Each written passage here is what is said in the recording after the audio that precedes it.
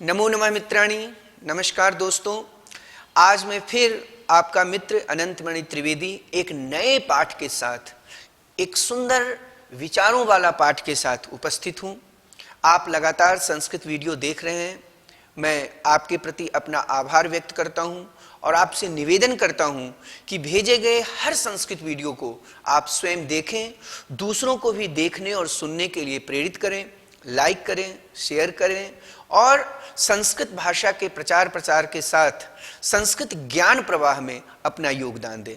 बहुत ही सुंदर पाठ है, पुष्पों का पाठ है, फूलों का पाठ है। पुष्प की अभिलाषा आपने कविता पढ़ी होगी श्री माखनलाल चतुर्वेदी जी की। बहुत ही सुंदर कविता है जहां पर वो कहते हैं कि चाह नहीं मैं सुर वाला के गहनों में गूथा जाऊं, चाह नहीं प्रेमी माला में बिंध प्यारी सी ललचाऊं, चाह नहीं सम्राटों के शव पर हे हरि डाला जाऊं, चाह नहीं देवों के सिर पर चढ़ूं भाग्य पर इठलाऊं, मुझे तोड़ लेना वनमाली उस पथ पर देना तुम फेंक, मातृभूमि पर शीश चढ़ाने जिस पथ जावे वीर अनेक। तो ये जो पुष्प की अभिलाषा है, श्री माखनलाल चतुर्वेदी जी ने अपना उद्गार पुष्पों के प्रति जो व्यक्त किया है वो बहुत ही अद्भुत है। उन्हीं पुष्पों की जो अवधारणा है उनसे मिलता जुलता एक बहुत ही सुंदर पाठ लेकर हम आए हैं, पुष्पोत्सवः, फूलों का उत्सव। जी हाँ, आपने बहुत सारे उत्सव देखे हैं, आपने बहुत सारे महोत्सव देखे हैं, लेकिन आज पुष्पोत्सव के विषय में सुने। कक्षा 6 के बच्चों के लिए, कक्षा 6 के बच्चों के लिए है, 6th वर्ग के बच्चों के लिए है और बहुत ही अच्छी बातें पुष्पोत्सव के माध्यम से बच्चों को बताने का प्रयास किया गया है। साथ में हम लाए हैं पुष्पों के संस्कृत नाम। बहुत सारे ऐसे फूल हैं जिनके नाम बच्चों को आने चाहिए, संस्कृत भाषा में उन्हें क्या कहते हैं, क्योंकि वे सभी जो शब्द होते हैं वो तत्सम शब्द होते हैं। आपने गानों में भी सुना है रजनीगंधा। रजनीगंधा संस्कृत नाम है जबकि उसका हिंदी है रात की रानी। तो हिंदी में जो शब्द होते हैं वो आमतौर पर तद्भव हो जाते हैं। उनके सुंदर शब्दों के लिए आपको संस्कृत की तरफ जाना होगा, क्योंकि जो संस्कृत के शब्द हैं वो तत्सम होते हैं।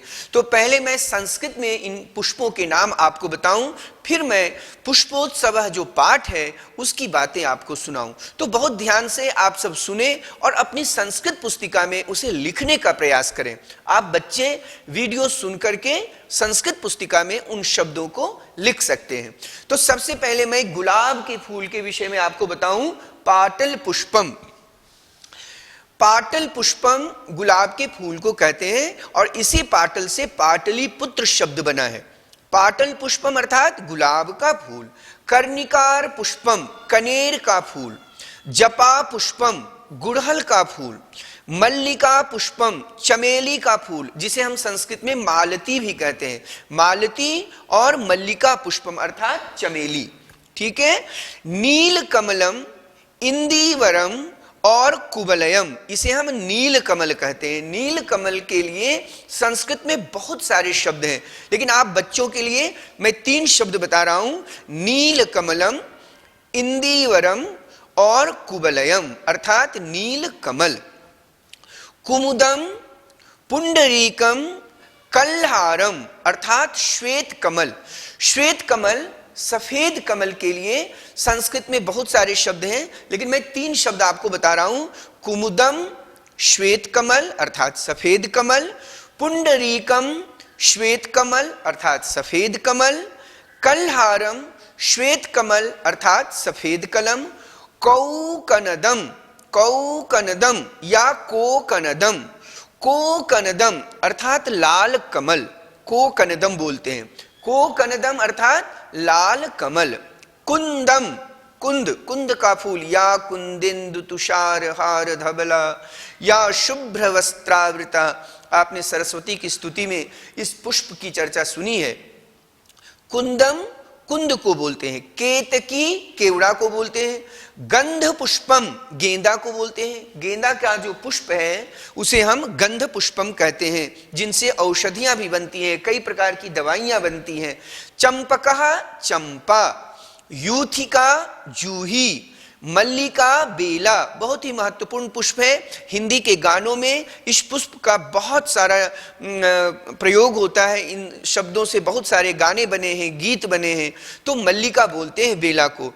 रजनीगंधा रात की रानी, मकरंदः पराग, जो पुष्पों के पराग होते हैं उसे हम संस्कृत में मकरंदः कहते हैं। और दो बहुत ही महत्वपूर्ण शब्द आपको बताना चाहूंगा गुलदस्ता के लिए।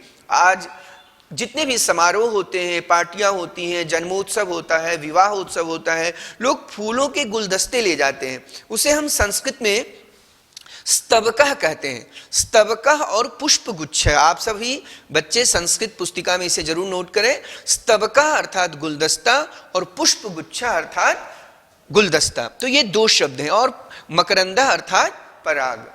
तो ये 21 शब्द हमने आपको बताए संस्कृत के जो पुष्पों के लिए हैं, फूलों के लिए हैं। आपका प्रयास होना चाहिए कि और भी जितने प्रकार के पुष्प हैं उन सभी पुष्पों का नाम संस्कृत में जाने, सुने, सीखें और अपनी संस्कृत पुस्तिका में उसे लिखें। आइए अपने पाठ की ओर चलते हैं। पुष्पोत्सव यह कहाँ होता है और किस प्रकार का उत्सव है, इसकी शुरुआत कब हुई, सामान्य ज्ञान के दृष्टिकोण से भी यह पाठ बहुत महत्वपूर्ण है। पहले मैं आपको बता दूं कि भारत के बहुत सारे ऐसे स्थल हैं, बहुत सारे ऐसे विश्वविद्यालय हैं, बहुत सारे ऐसे राज्यपाल भवन हैं, हमारे देश का राष्ट्रपति भवन है जहां फूलों का उत्सव मनाया जाता है। देहरादून में भी राज्यपाल भवन में प्रत्येक वर्ष नए वर्ष के अवसर पर पुष्पोत्सव का आयोजन होता है।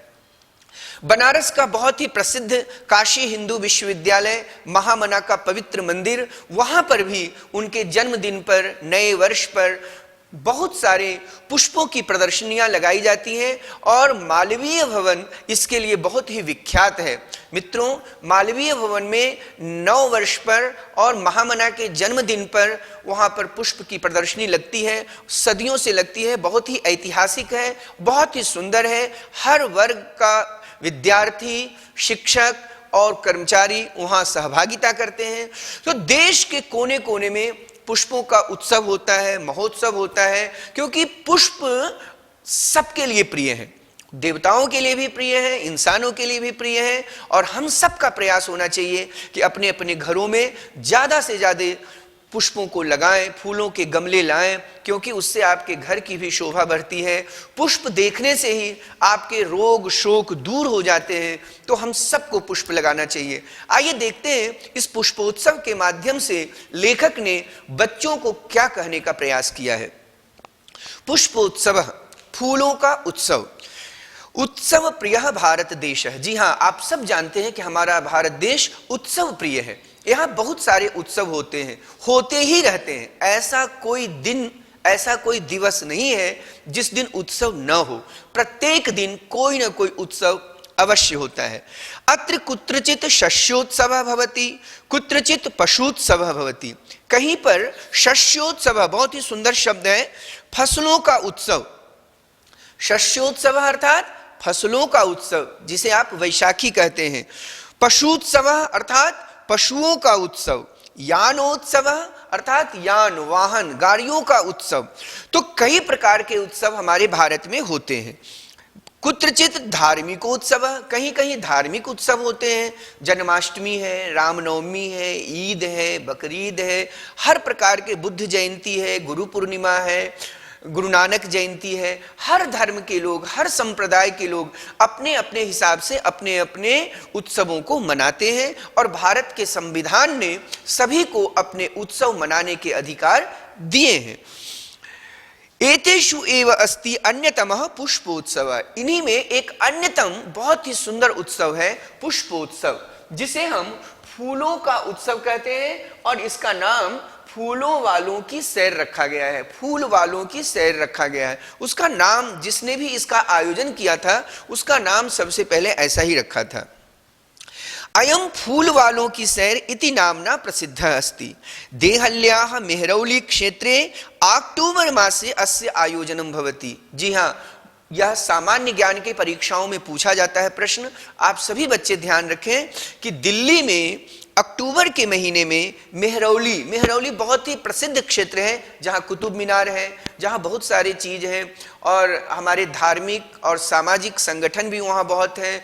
बहुत सारे ऐसे मंदिर हैं, बहुत सारे मस्जिद हैं, बहुत सारे गुरुद्वारे हैं, चर्च हैं, जिनके माध्यम से दिल्ली का और मेहरौली का नाम हमारे इतिहास में और समाज में बहुत ही सम्मान के साथ लिया जाता है, बहुत ही पवित्र मन से लिया जाता है। उस मेहरौली में अक्टूबर के महीने में इस पुष्पोत्सव का आयोजन होता है।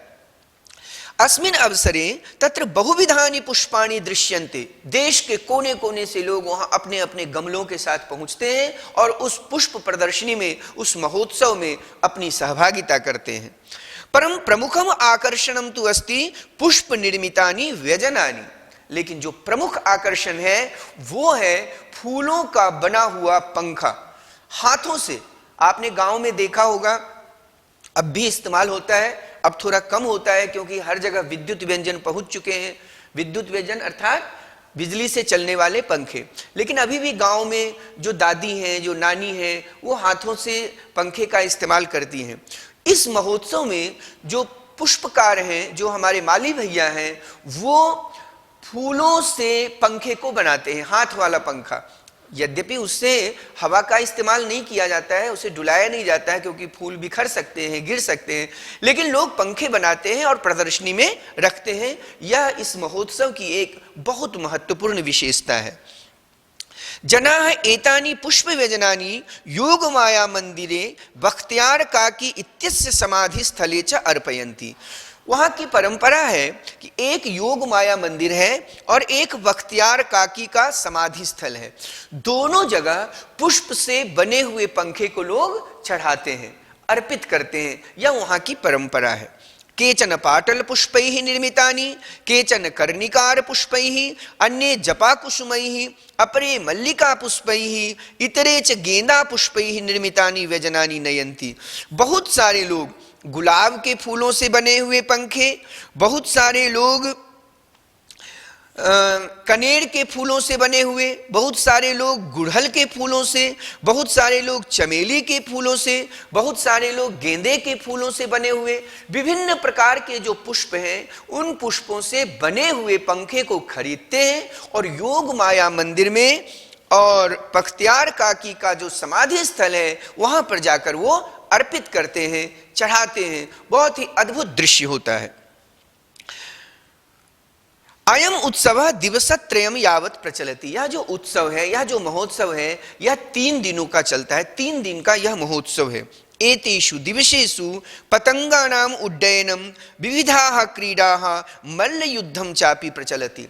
वर्षों से यह परंपरा रही है कि जब 3 दिन का यह महोत्सव होता है तो बच्चे पतंग उड़ाते हैं, अनेक प्रकार की क्रीड़ा प्रतियोगिता होती है और मल्ल युद्ध, जिसे आप कुश्ती कहते हैं, मल्ल युद्ध का भी आयोजन होता है। विगतेभ्यः 200 वर्षेभ्यः, 200 वर्ष, विगतेभ्यः 200 वर्षेभ्यः पुष्पोत्सवः जनान् आनंदयति। विगत 200 वर्षों से यह पुष्पोत्सव होता है और लोगों का मनोरंजन और सामाजिक समीकरण का एक मिसाल प्रस्तुत करता है। परम मध्य इयम परंपरा स्थगिता आसीत्। बीच में कुछ दिनों के लिए यह परंपरा स्थगित हो गई थी, थोड़ी सी मंद पड़ गई थी, लोगों का रुझान कम हो गया था। परम स्वतंत्रता प्राप्ते पश्चात इयम मनोहारिणी परंपरा पुनः समारब्धा। लेकिन अंग्रेजों के जाने के बाद, स्वतंत्रता प्राप्ति के बाद हमारे देश में यह जो परंपरा चल रही थी दिल्ली के मेहरौली में, उसने और जोर पकड़ लिया। सारे धर्म के लोग, सभी समूह के लोग उसमें सहभागिता करते हैं और आते हैं। पुष्पोत्सव अद्यापि सोल्लासम सोत्साहम च प्रचलति। और आज भी यह जो पुष्पोत्सव है वह उल्लास के साथ समाज में सभी वर्ग के लोगों के उत्थान के लिए आयोजित किया जाता है। और दिल्ली का मेहरौली 3 दिनों के लिए पुष्प के महोत्सव से रंगारंग भूमि जैसा दिखता है, बहुत ही पवित्र दिखता है और बहुत ही मनोहारी छटा वहां की होती है। लोग दूर दूर से राजस्थान से, उत्तर प्रदेश से, हरियाणा से, दिल्ली के आसपास के जो प्रदेश है वहां से लोग उसे देखने आते हैं और पुष्प का व्यंजन अर्पित करते हैं और खरीद कर ले भी जाते हैं। तो मेरे प्यारे बच्चों, यह जो पुष्पोत्सव है इसके माध्यम से हमें बहुत सारी जानकारी तो मिल ही रही है, साथ में पुष्पों के प्रति अपनी जो हमारी अच्छी अभिव्यक्ति है उसे प्रस्तुत करने का भी अवसर है। पुष्पों के प्रति आदर का भाव, हम सब अपने घरों में पुष्प लगाएं, आप सब लगाते होंगे, अच्छी बात है, पर और ज्यादा से ज्यादा पुष्प लगाएं और घर को सुसज्जित करें, एकदम ताजे फूल से, कृत्रिम फूलों से नहीं, प्लास्टिक के फूलों से नहीं, अच्छे फूलों से, सजीव फूलों से। तो इस पुष्पोत्सव का जो पाठ है उसका आप वाचन करें, शब्दार्थ का लेखन करें, संस्कृत पुस्तिका में शब्दार्थ को पढ़ें। मैं एक बार वाचन करने का प्रयास करता हूं, आप अपने अपने पुस्तकों में शब्दार्थ को देखें।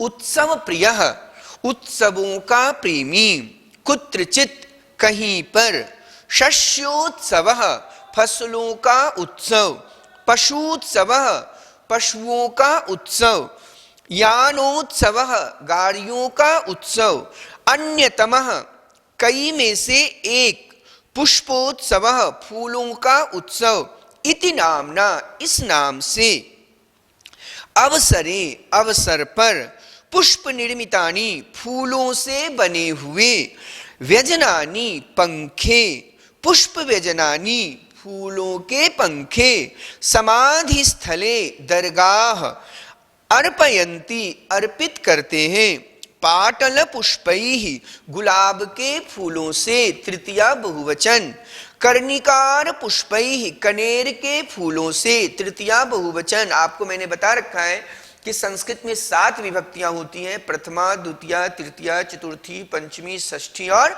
सप्तमी, और 7 विभक्तियों में 3 वचन होते हैं, एक वचन, द्विवचन, बहुवचन। तो इसका ध्यान रखेंगे। जपा पुष्पैः, तृतीया बहुवचन, जपा कुसुम के फूलों से, तृतीया का चिन्ह क्या है? से के द्वारा, या आप कह सकते हैं गुड़हल के फूलों से। मल्लिका पुष्पैः, चमेली के फूलों से। नयंती, ले जाते हैं, नयति नयतः नयंती, नयसि नयथः नयथः, नयामि नयावः नयामः। 3 पुरुष होते हैं और 3 वचन होते हैं। प्रथम पुरुष एक वचन, द्विवचन, बहुवचन, मध्यम पुरुष एक वचन, द्विवचन, बहुवचन, उत्तम पुरुष एक वचन, द्विवचन, बहुवचन। इस प्रकार संस्कृत की जो एक क्रिया है वो 9 क्रिया हो जाती है। नयति नयतः नयंती, नयसि नयथः नयथः, नयामि नयावः नयामः। यावत तक, प्रचलंती या प्रचलती, चलता है। पतंगा नाम, पतंगों का। उड्डयनम, उड़ाना। मल्ल युद्धम, कुश्ती, कुश्ती को मल्ल युद्धम संस्कृत में कहते हैं। तो इस तरह इन सारे शब्दार्थों को संस्कृत पुस्तिका में आप लिखें और पाठ का वाचन करें। आइए चलते हैं प्रश्नोत्तर अभ्यास की तरफ। आप सब प्रश्नोत्तर अभ्यास को ध्यान से अपने पुस्तक में देखें और संस्कृत पुस्तिका में लेखन कार्य करें। प्रश्नोत्तर अभ्यास। अभ्यास 1, वचनानुसारम रिक्त स्थानानि पूरयत। शब्दों के एक वचन, द्विवचन, बहुवचन दिए गए हैं। शब्दों के एक वचन, द्विवचन, बहुवचन दिए गए हैं। जहां पर शब्द नहीं है, जिस वचन के शब्द नहीं है, वहां आपको वे शब्द भरने हैं। आइए देखते हैं।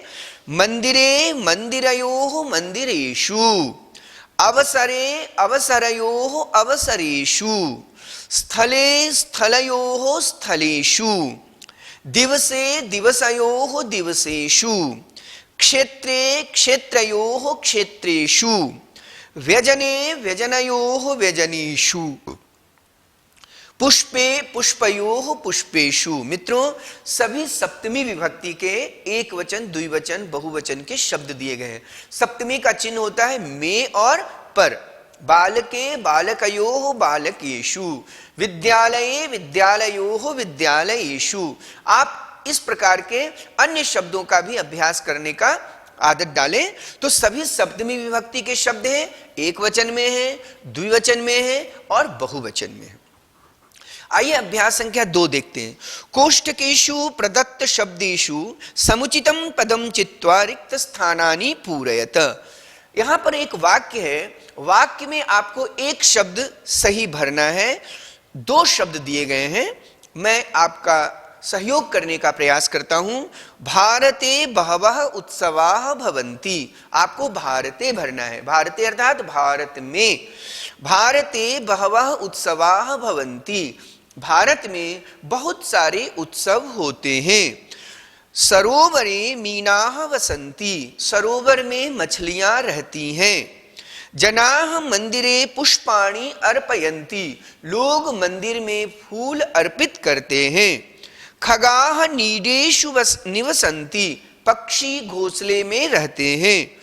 छात्राः प्रयोगशालायां प्रयोगं कुर्वन्ति, छात्र विद्यार्थी बच्चे प्रयोगशाला में लैब में प्रयोग करते हैं।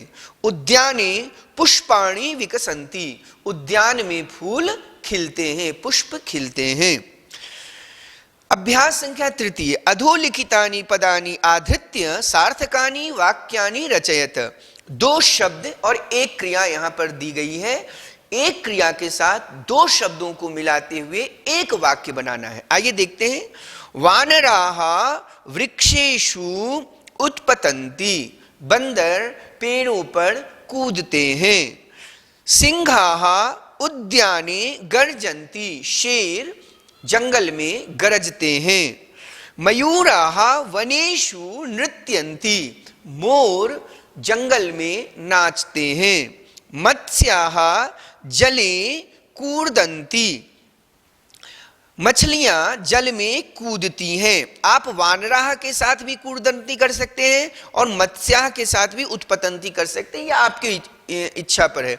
कूर्दन्ति और उत्पतन्ति दोनों के साथ कर सकते हैं।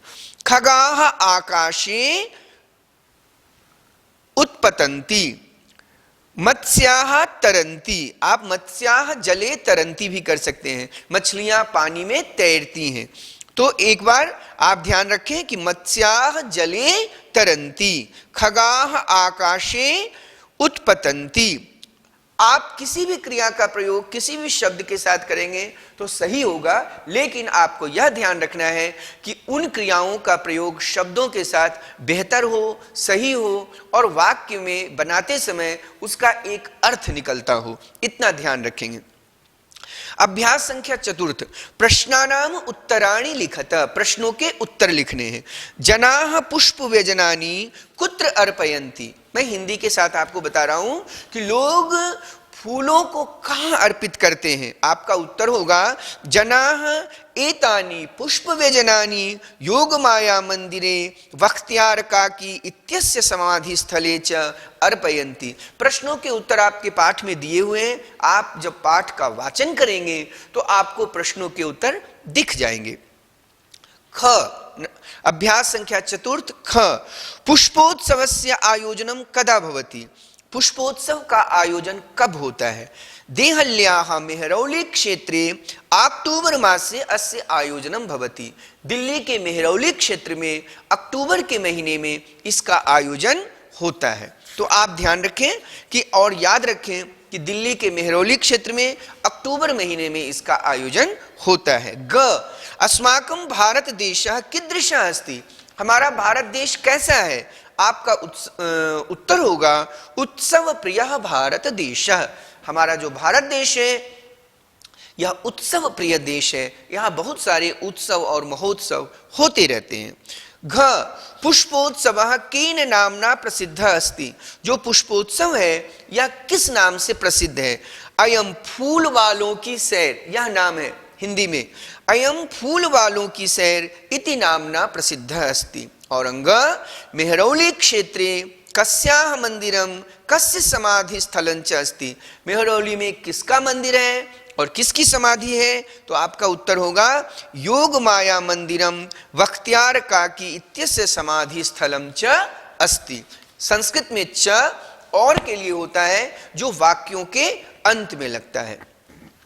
आइए देखते हैं अभ्यास संख्या पंचम 5, कोष्टकेषु दत्तेषु शब्देषु उचितां विभक्तिं प्रयुज्य वाक्यानि पूरयत। एक शब्द दिया है, उसमें सही विभक्ति लगानी है और वाक्य बनाना है। सरोवरे मीनाः सन्ति, मैं अर्थ के साथ बताने का प्रयास कर रहा हूं ताकि संस्कृत शब्दों का अर्थ बोध भी हो। सरोवरे मीनाः सन्ति, सरोवर में मछलियां हैं। तडागे कच्छपाः भ्रमन्ति, तालाब में कछुए घूमते हैं। शिविरे सैनिकाः सन्ति, शिविर में सैनिक हैं। यानानि राजमार्गे चलन्ति, हाईवे पर यान अर्थात वाहन मोटर गाड़ियां चलती हैं। धरायाम रत्नानि सन्ति, पृथ्वी पर बहुत सारे रत्न हैं। बालाः क्रीडा क्षेत्रे क्रीडन्ति, बच्चे खेल के मैदान में खेलते हैं। क्रीडा क्षेत्रे, खेल के मैदान में। बालाः क्रीडा क्षेत्रे क्रीडन्ति, बच्चे खेल के मैदान में खेलते हैं। और आपका अंतिम अभ्यास है अभ्यास संख्या 60, बहुत ही आसान है, जिसमें आपको शब्द लगाना है। एक शब्द दिया हुआ है, क्रिया दी हुई है, एक शब्द और लगा करके वाक्य बनाना है। वयम विद्यालये पठामः, हम सब स्कूल में पढ़ते हैं। जनाः उद्यानेषु भ्रमन्ति, लोग उद्यान में अर्थात पार्क में घूमते हैं। भ्रमंती अर्थात घूमते हैं। गंगायाम नौकाः सन्ति, गंगा में नौका है। गंगा में नौका है। अस्ति एक वचन, सन्ति बहुवचन। पुष्पेषु भ्रमराः गुंजन्ति, फूलों में भंवरे गूंजते हैं। वृक्षयोः फलानि पक्वानि सन्ति, यहां द्विवचन दिया गया है। वृक्षयोः अर्थात दो वृक्षों में, दो वृक्षों में फल पके हुए हैं या पके हुए फल दो वृक्षों में हैं। संस्कृत में शब्द यदि इधर से उधर होते हैं, इसका कोई गलत नहीं होता, कोई विपरीत अर्थ नहीं होता, अर्थ अपने हिसाब से होते हैं। संस्कृत में कर्ता कर्म क्रिया आप आगे पीछे भी रख सकते हैं, यह संस्कृत भाषा की एक विशेषता है। तो मेरे प्यारे बच्चों, प्रिय श्रोताओं, आपने देखा पुष्पोत्सव, फूलों का उत्सव। आप पुष्पों से संबंधित और भी जानकारियां हासिल करें और फूलों को गमले के साथ अपने घर में जरूर लगाएं। मैं एक बार फिर आप सबसे निवेदन करता हूं कि पुष्प का सम्मान करें, पुष्प वाले का सम्मान करें, माली भैया का सम्मान करें, क्योंकि वो बहुत मेहनत करते हैं। और श्री माखनलाल चतुर्वेदी के पुष्प की अभिलाषा कविता से मैं अपनी बात को समाप्त करना चाहूंगा कि चाह नहीं मैं सुर वाला के गहनों में गूथा जाऊं, चाह नहीं प्रेमी माला में विध प्यारी सी ललचाऊं, चाह नहीं सम्राटों के शव पर हे हरि डाला जाऊं, चाह नहीं देवों के सिर पर चढ़ूं भाग्य पर इठलाऊं, मुझे तोड़ लेना वनमाली उस पथ पर देना तुम फेंक, मातृभूमि पर शीश चढ़ाने जिस पथ जावे वीर अनेक, जिस पथ पर जावे वीर अनेक। तो बहुत बहुत धन्यवाद। आप इस वीडियो को सुने, देखें, दूसरों को भी सुनने और देखने के लिए प्रेरित करें, लाइक करें, शेयर करें। जय तु संस्कृतम, जय तु भारतम।